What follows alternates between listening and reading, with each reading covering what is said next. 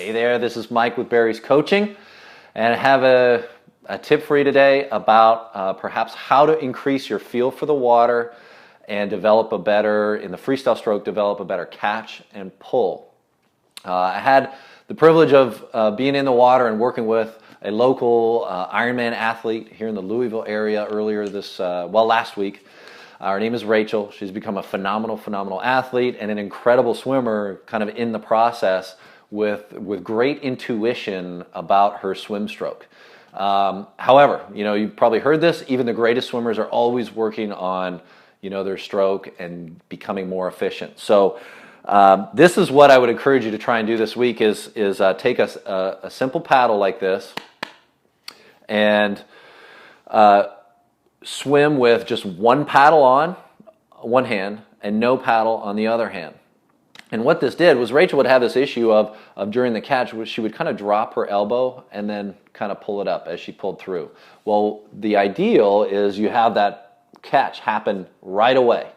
And so she just didn't have that perspective. We looked at it, we analyzed it on video. We said, okay, focus on doing it, and nothing really worked until she had the physical feedback of this tool on the end of her hand to tell her if she was doing it correctly or incorrectly.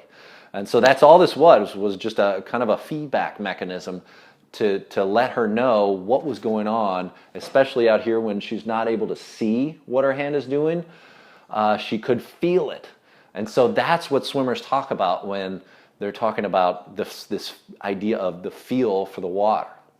So that's my tip. I encourage you to go out there and try that this week. Incorporate that into the drill part of your swim practice. Have another coach work with you, check you out, see if it doesn't make a change, see if it doesn't give you a different sense of awareness of what's going on with one hand and the other, and it help you balance your stroke out.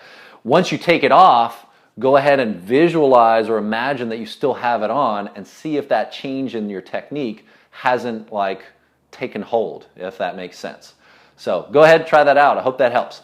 And lastly, if you've ever considered or maybe wanted to in the future train for a long distance open water swim, locally we have a group that's just started a 90-day training program for a 5K open water race.